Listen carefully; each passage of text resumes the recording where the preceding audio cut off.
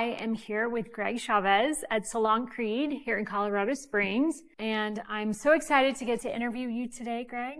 He has been in the industry for over 40 years, and he had the J. Gregory Salon as well as Education, Redken Education. He's trained so many hairdressers. Like, how many hairdressers would you say you trained? Gosh, I think I started training in 1986. Oh, wow. And so through that to this day, I would say several hundred or thousand. I don't know. It's been quite a few, yeah. And some of the hairdressers have gone on to be educators themselves, salon owners, right? Yep, quite a few of them have become, since I've done lots of education, a lot have come from different companies around the country as educators to this day. Still doing education, and also quite a few owners. So how did you get started in the beauty industry? Kind of tell us about that. Yeah, I kind of, so I didn't really know what I was going to do through high school. I was going to do commercial art school. Then I wasn't sure quite that's what I wanted to do. My older brother's best friend was an educator with Paul Mitchell in the 70s and 80s. So he said, Greg, hey, what do you think about hair? And I said, I've never done it. I have nothing idea. But he goes, I think you could do well. He said, it's only 1 year of school. And I think your art background could help you. 1 year, I told my mother that if I don't like it, then I'll go to college. But as soon as I got into it, I started helping him as delivering products for Paul Mitchell. Okay. And then I started helping backstage with all the Paul Mitchell stuff in Denver, Colorado. I felt real comfortable with it. And I think my art background started with creativity. I did a lot of pottery and other art. And so I just felt very comfortable. And I think making people feel good. And so I just kind of rolled from then, and then the education was great. How did you get into education? Well, I just started helping him and he traveled with Paul Mitchell and Gene Bra out of California, and I would just follow those guys and be in the back handing pins and doing everything to keep my hands in it and just being excited about what they were doing. So the new products were all coming out from different companies. Were in the 80s. Wow. Was coming out. So I decided to just continue to do the education, and I loved doing different new things and seeing the new things starting in the beginning. So how was it different then in the 80s compared to now in the beauty industry? I think what I loved back in the 80s, everything was kind of starting. You were getting to work with the Muscolo brothers, and you got to meet Paul Mitchell and, the horse and all these things. So people were going into the salons, and so you were getting to work and see these guys. I think there was more hands-on back then. There was more interaction and more of the classes that were hands-on that made a difference compared to now. Everything's more on video. Yeah. Everything's more not as hands-on. It's starting to change back again, I feel, in the last couple of years. I feel it is too. So. Yeah. So do you miss that? You miss more being in person than... Yeah. And I think that's what I try to do here is try to incorporate that hands-on. And I think that's the best education is hands-on. And that's what you're doing with your apprenticeship program. That's right. Yep. Can you talk about that a little bit? Yeah. The apprentice program, I've always believed that once you get out of the school and the academies, you need additional education. And so I've always believed in apprenticeship. I've done that through my beginning of my career. And I've seen the results of these kids with an associate apprentice program. So we do that in all my salons that I've produced. Being here for 2 years, we do an associate program. It's not as long as it used to be because these kids don't have that patience. Okay. And so we do a 4 to 6 month associate program, and they work with different educators, and we go through a lot of trends, specializing, color cut, hair extensions. I don't do any of the spa stuff, but it's more just the hair. Okay. And so, I think it's very crucial, and I believe those that go through the associate program just learn so much more in advance quicker. So the associate program, if they are involved in it, then they end up staying here as hairdressers, or some of them end up going off? Most of them, they'll stay here with me, train them. But if some additional go off on their own, my goal is to do that in a bigger part where I can maybe do a young talent salon. Okay. Where they start younger, and then if they want to stay with me or move on to something else. So I think it's you have a goal to start another salon. Yeah. Okay. A young talent. Tell us about that. Yeah. So part of the start when I started here was obviously creating the hairdressers plus additional education. So advanced education as I'm having here. With that, I want to create private beauty school, but also the goal to do a young talent salon where I felt since I've opened this 2 years ago, these kids after COVID, they didn't get their hands on stuff. And so I feel like a lot of them are lacking a lot of stuff. So we get a lot of kids that sign up to come work for an associate program, but I don't have enough room. So my goal is to create some kind of a young talent salon so that I can at least give them a start. And something where they get more foundation. So yeah, that's one of my goals that I'm putting out there to do. Yeah.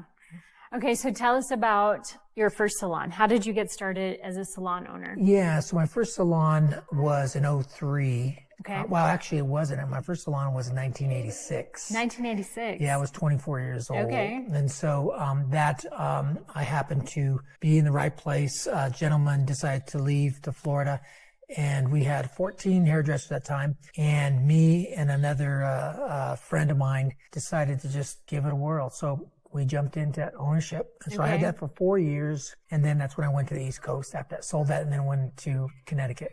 And you were New York. Okay. Noelle. Yeah. And what did you do there? So I went to work for her lady. Her name is Noelle DiCaprio, and she is, to me, a legend in our industry. Related to Leonardo DiCaprio? No.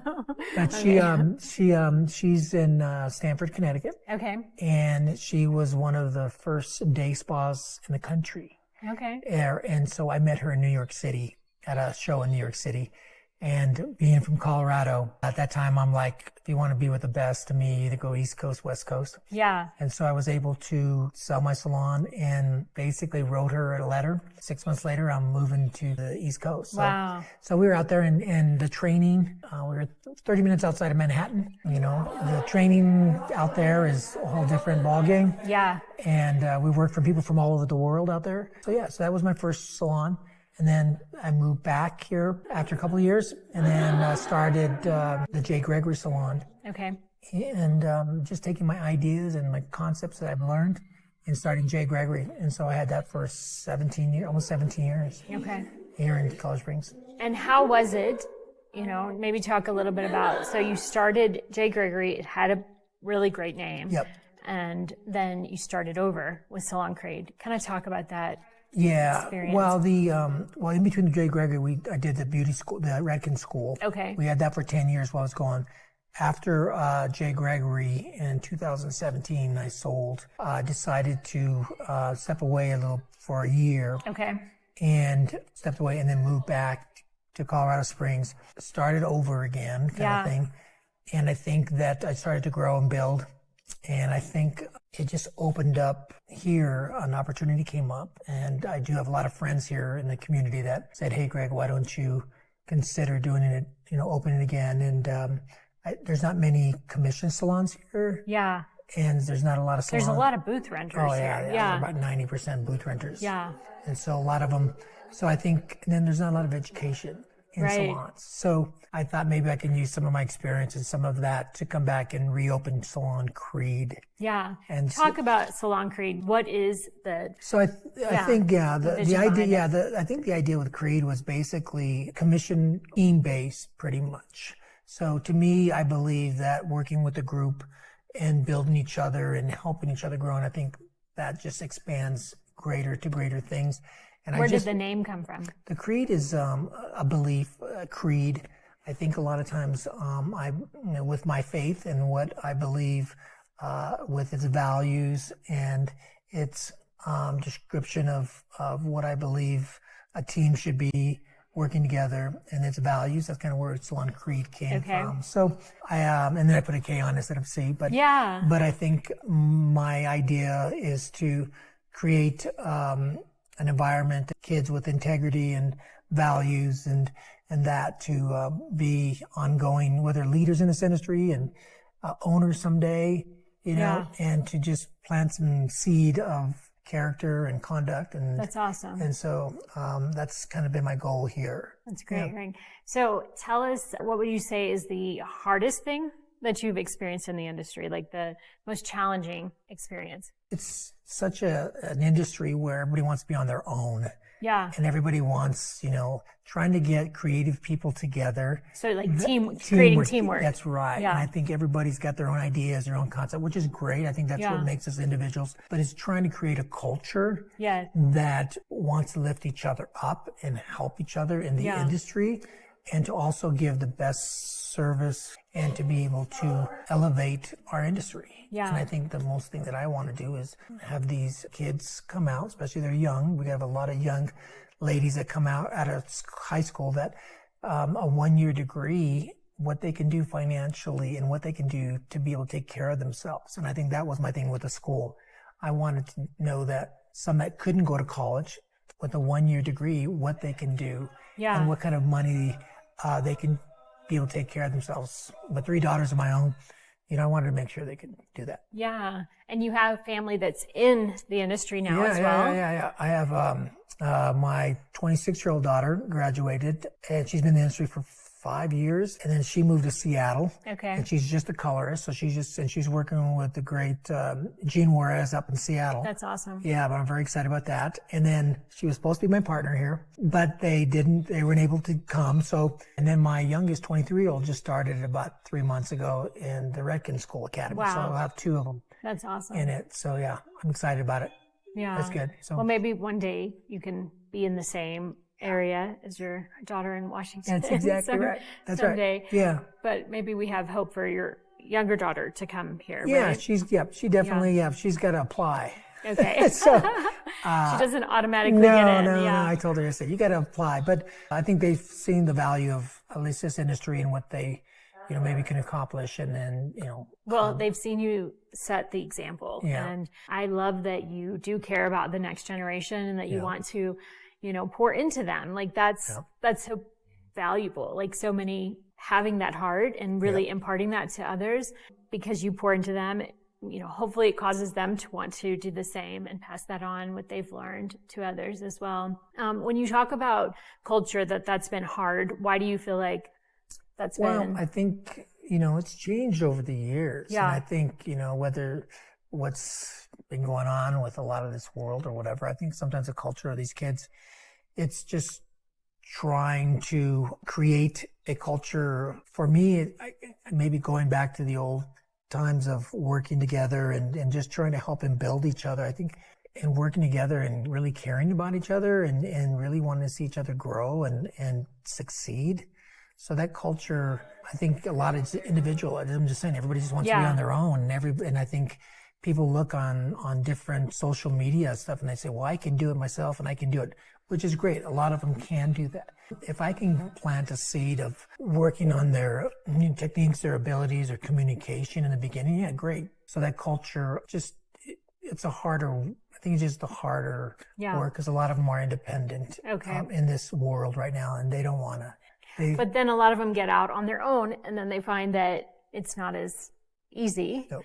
And so sometimes they end up coming back. Yeah, I think the thing is once a lot, especially when they come out of the academies, they go right to their home and they don't realize that, it gets harder. So I think you're right. And then they come back and then they realize what the businesses do for them because there's, marketing. The marketing support, the education that is available for them. Yeah. I think that there's so much that they miss out on and then they end up having to do the business side as well as doing the hair. Yep. And I think they get into it to do the hair. Right. And I think it's most of the creative in their business. You're right. A lot of them, they don't know the business part. Yeah. And I think that's where, they struggle with that. Yeah. And then they get burnt out or it's too hard. So I don't know. I try to give them an idea of what it takes to run a business. I try to give them the idea of what kind of surroundings. And I think that trying to create a professional as we can do for us and for the industry.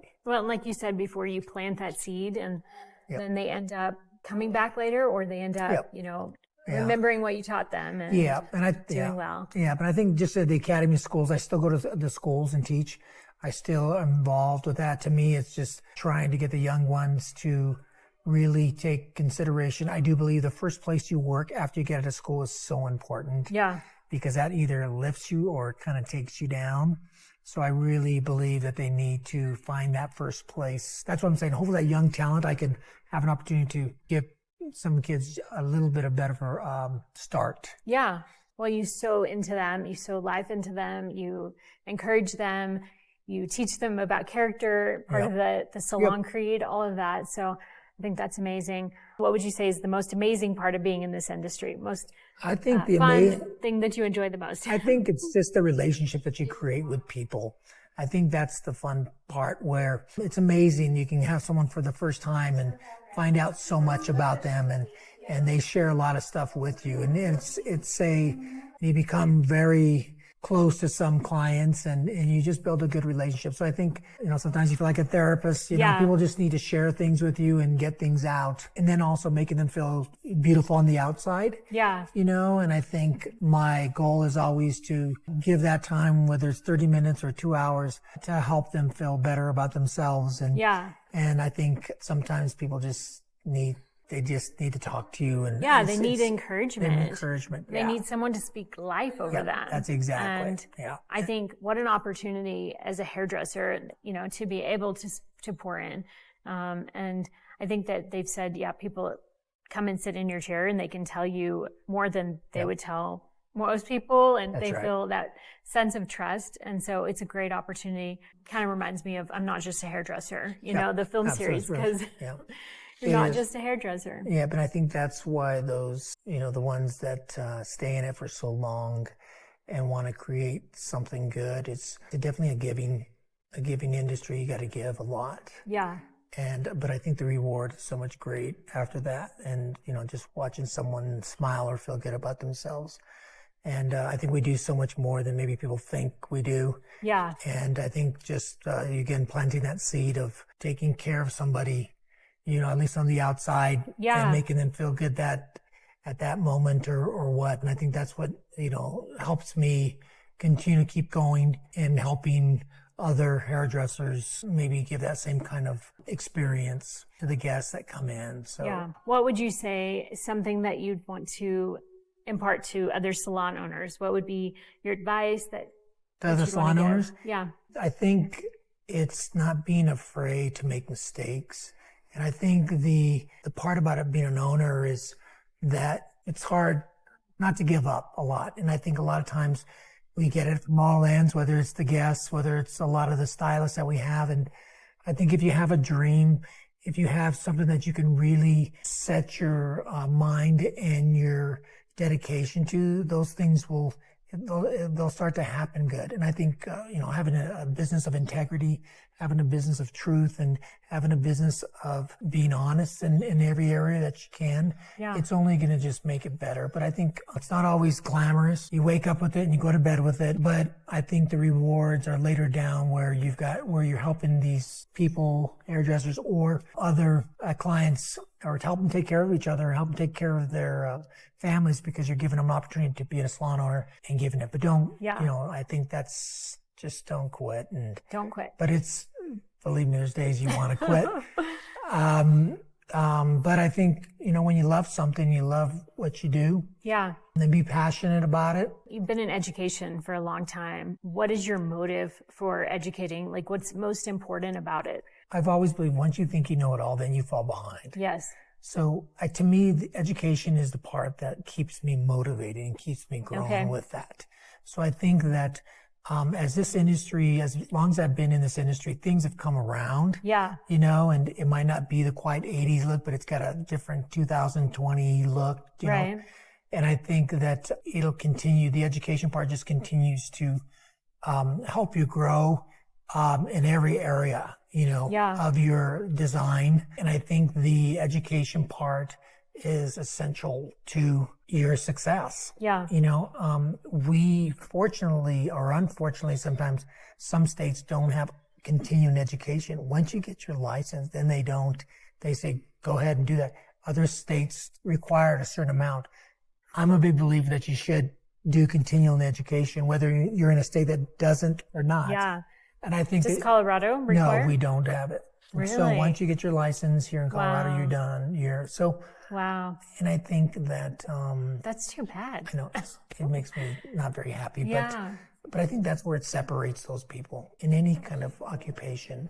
I don't think it takes much to keep learning and be really good at what you're at. Yeah. keep on keeping on. And I think that's the best part with the education. So you value education for your team, for yourself, as well as pouring in, educating others. And that's really, Yeah, I think that's the core of not being burnt out and loving what you're doing is just continuing growing. Yeah. Because I think that's when we get stagnant, and you think I can only do so much. But, when you go to cosmetology, you get 3 licenses, at least ours. You get your nail, hair, and skin.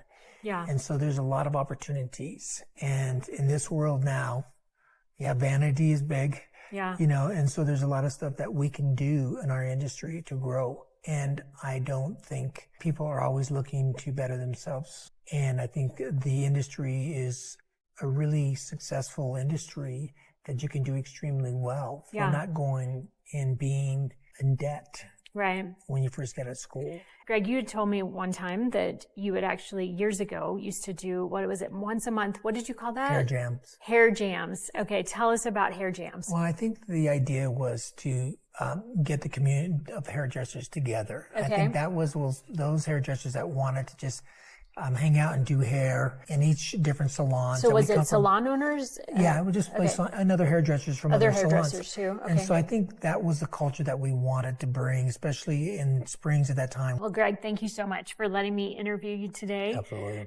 This has been a pleasure. And if you want to get involved in some of the things that Greg is doing, you should reach out. Salon Kreed. Yep, absolutely. Just reach out and we'll see what we can do, and definitely welcome anybody that wants to do additional education or additional things. You're offering education a lot, and you also do that for the community where you bring people in and then you invite other salons in your area, right? Yep, we do different product lines, different companies that come on. It's just not the ones that we have here. So my goal is exactly to just bring in different from barbering to different colors and stuff, color companies. So awesome. Yeah, I'm very excited. Well, thank you for what you're doing in the industry. Thank you that you care about pouring back into, the next generation. I think that's so important, to continue passing on what you've learned and really helping, like you said, inspiring them with character and integrity and all of those things. So thank you for that. No, it's good. I appreciate it very much. I thank you for talking to me today, and I'm excited about our next generation of hairdressers. So, very excited. Thanks, Craig. You're welcome.